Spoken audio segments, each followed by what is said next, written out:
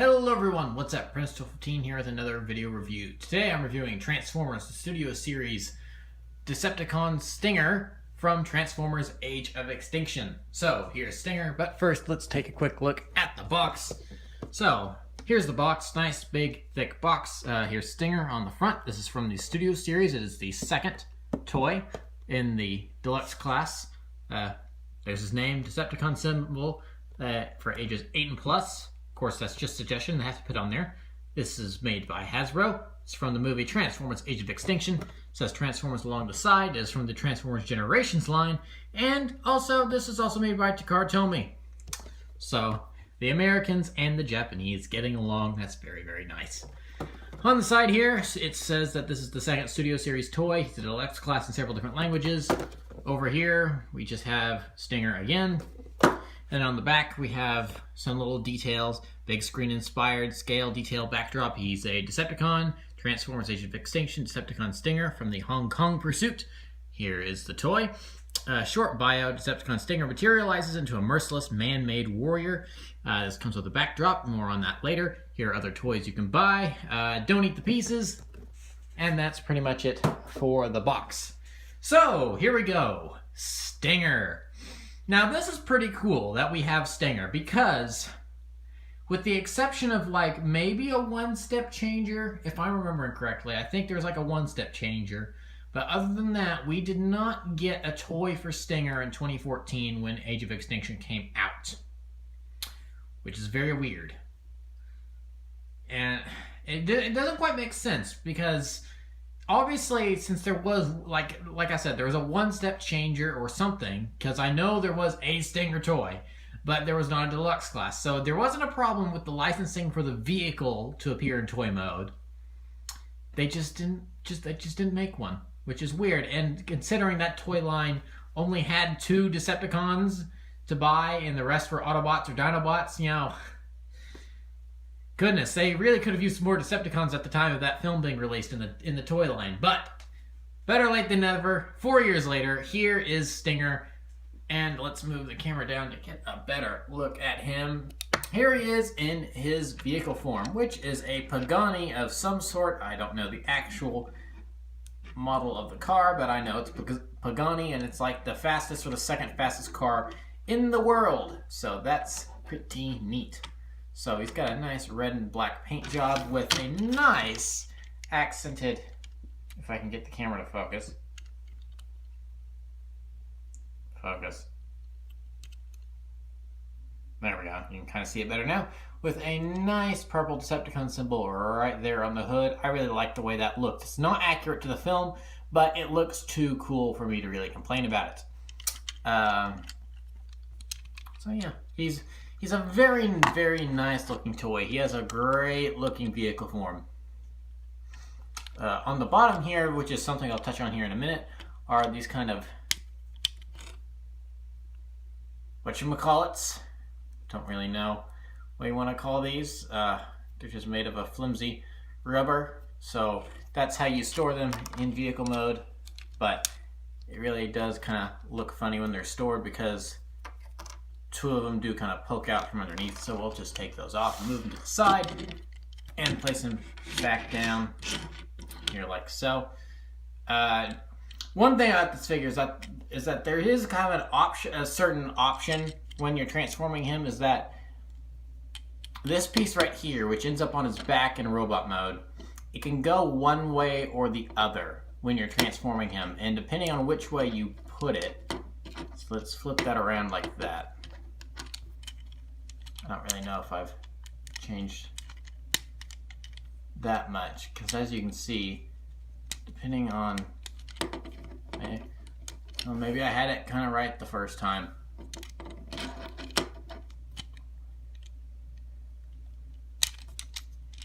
As you can see, it's kind of annoying to get this into the right place under here, and depending on where you put it, then it sticks out like that. And the car doesn't exactly sit the way it's really supposed to. Maybe if I can. Yeah, that's a little better, but anyway. So yeah, I can't exactly test it to see if it rolls very well because of that. It's just kind of holding it up. As you can see, that tire is not even touching the ground. But that's kind of just a little trial and error. You just kind of have to fiddle with it, and I don't really care about fiddling with it right now. So, yeah, he's a nice looking car. Now, let's bring in some comparisons. First, here we have Transformers Prime Deluxe Class Knockout, because I feel like if Stinger had a personality in Age of Extinction, it wasn't just a computer programmed drone, which I'm fine with. I'm not complaining about that. But if he had been a character with a personality, then I feel like he would have been very similar to Knockout. Partially because of how similar their designs are, not exactly in vehicle mode, but in just color. And, you know, they've both got the red going on with some black. It's like Stinger more black than Knockout, but it just seemed like to me that with the type of vehicle mode Stinger has and his design, he could have been a character very, very similar to Knockout from Transformers Prime. So there's the two of them, and then we'll bring in, of course, Age of Extinction Deluxe Class Bumblebee in his 2015 Camaro concept mode. Knockout off to the side. And so they're pretty close together. I touched upon in my Studio Series Bumblebee review, I touched upon how the Studio Series is made to scale with each other and not necessarily toys from other lines, but Stinger scales pretty well with his Nemesis. They scale pretty well together. And of course he is kind of lifted off the ground a little more than he should be, but oh well. So, yeah. There's the two of them together. So they look really good together, which is nice since, you know, they share a lot in common when it comes to the robot mode, which I'll touch upon here in a minute. But for the meantime, let's go ahead and get down to the transformation. Okay, so to start off, if you haven't already, remove these from underneath them. I've already done that, so we're good to go. So, now when it comes to transforming him into robot mode, you don't really need to follow a set 1-step, 2-step, 3-step, 4-step, you know, order of succession for transforming him properly. When it comes to transforming him from robot to vehicle, there is a certain order you have to do things in just to make sure everything goes correctly. So I'll just preface this really quick. When transforming him from robot to vehicle, make sure you transform his legs first. Then worry about everything else, because if you do everything else and then do the legs, then the legs aren't going to want to fit underneath the vehicle like so. You can kind of see how the arms overlap. So the legs always have to go first when transforming from robot to vehicle. But when it comes to vehicle to... Well, I guess that wasn't pressing it very well. When it comes to vehicle to robot, it doesn't really matter that much. So I'm just going to start off with the hardest part, which is pulling these off. As you can see, they tab in right there, like that. And they do fit in quite, oh, there we go, quite snugly. So it's just a matter of getting them off. There we go. All right, so those are free and then kind of be moved off to the side like so to kind of make room for other stuff. So with that done, we can kind of jiggle this loose. This tabs into this arm right here. And we can work on releasing the arm. So now we have that arm free. We can also bring up the head and go ahead and swivel it around. So here's the head. Say hello, Stinger. And then now with this all free, we can go ahead and just swivel it around like that. And this has kind of pushed our leg out.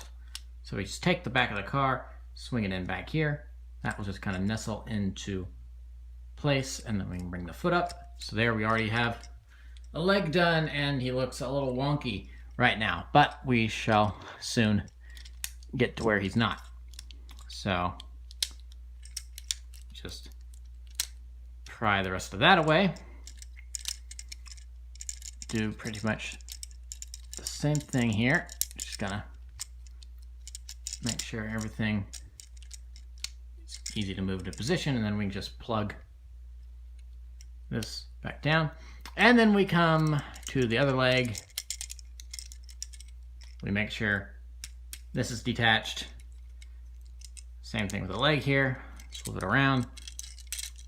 We have the two legs done, and now we come to what I think of is the fun part of the transformation. As you can see, it's already kind of done that on its own.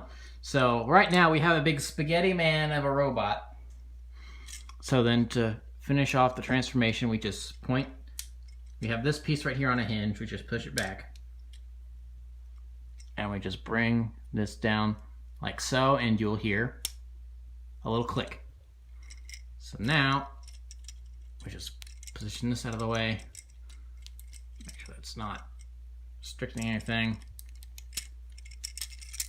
Actually, I suppose it does help if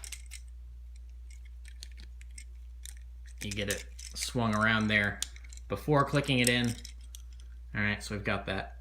And now you click it in.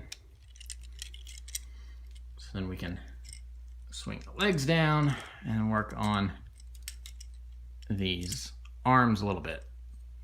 So these don't really have to be set a specific way. I just kind of put them back up here like this, push it down a little bit, and set it like that.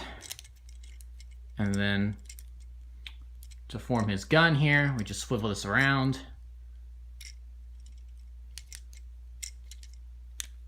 And then, there we go. That just kind of sits there. And then this arm we'll bring down.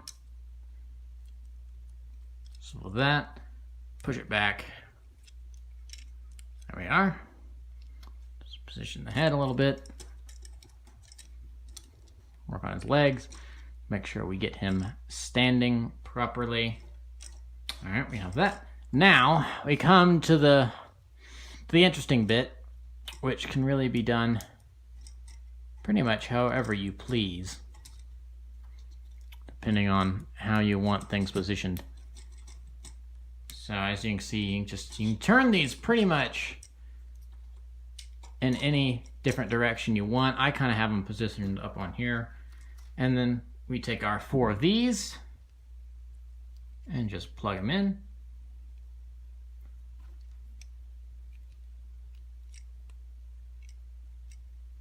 Push these down a little bit to make room.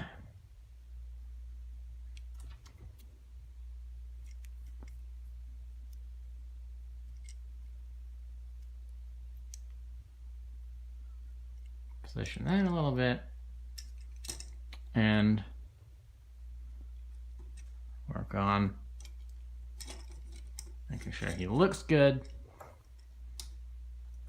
And there we have Stinger in his robot mode. So now with Stinger in his robot mode, we can take a closer look at him. So he has a very, let's get a little more light in here. There we go. So he has a very nice paint job. As you can see, continued over from his vehicle mode. Lots of nice detailing. Looks very, very close to the film.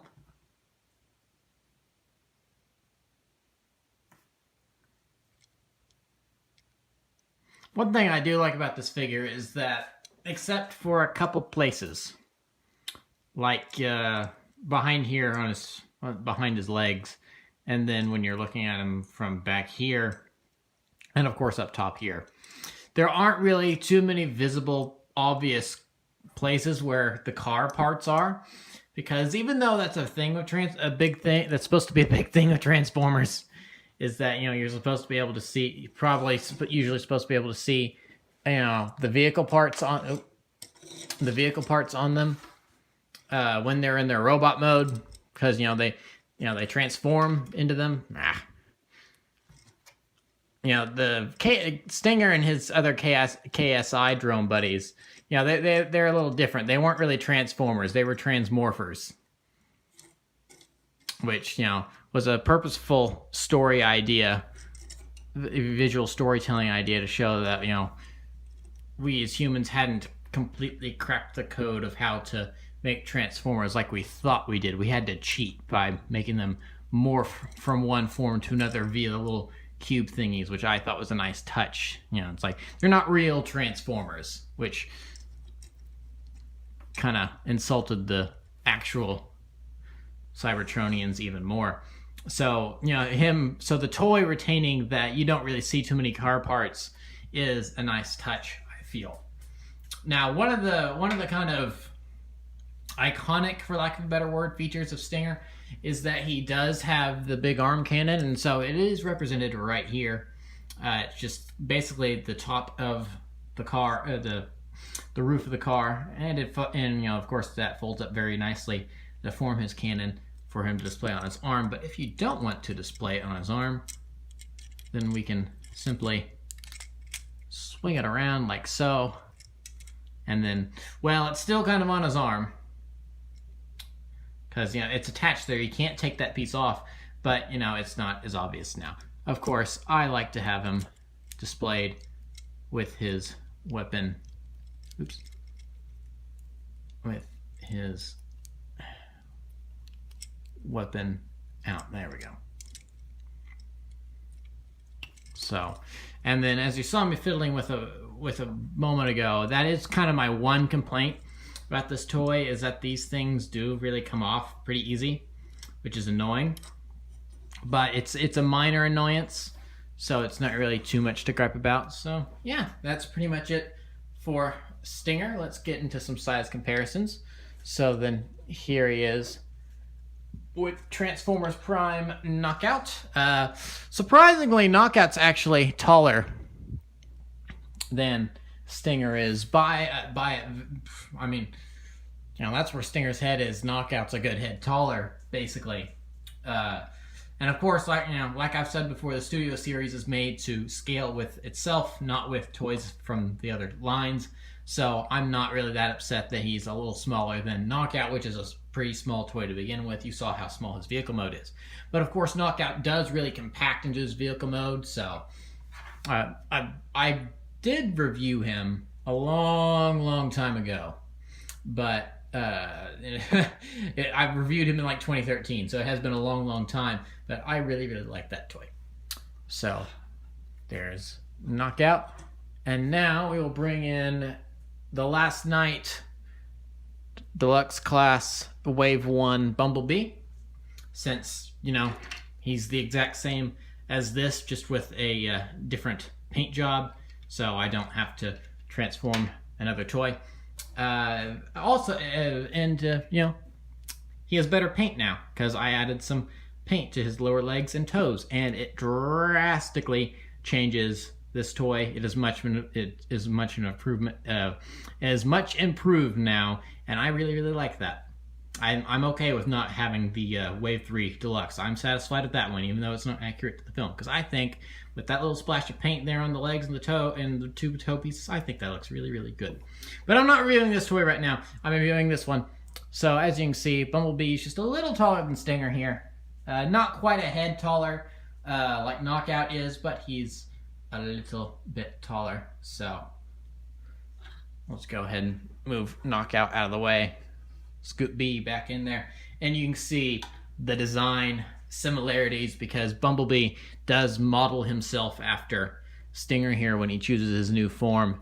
So here's so you can see they've got the similar leg pieces there. Of course, the one design choice Stinger did take from the original Bumblebee was a similar foot toe structure, which this toy does not properly emulate, but they do have a similar chest design. It looks closer in the film. You can really tell that they have that more similar design in the film, and that doesn't exactly come across in the toys, but oh well.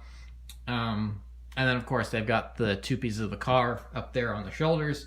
Of course, with the Stinger toy, if you want to, you can bring those down a little bit and have them slanted a little bit more, but I choose not to do that. So yeah, they look pretty good together. And of course, this version of Bumblebee does come with these things, which are supposed to be these things. So yeah, these look much better. So yeah, so that's pretty much it for the size comparisons. And that's pretty much it for Stinger overall. But we're not done yet, because if we take this box here and we open it up and slide the back out, then we get a nice little display that you can put your figure on. And look at that. Oh my goodness, how good does that look? Stinger's on a backdrop, and it's of course the Hong Kong battle scene from the end of Age of Extinction. And that looks really good. I won't reiterate what I said in the Bumblebee review, but you know, I really appreciate that Hasbro's putting in these display things.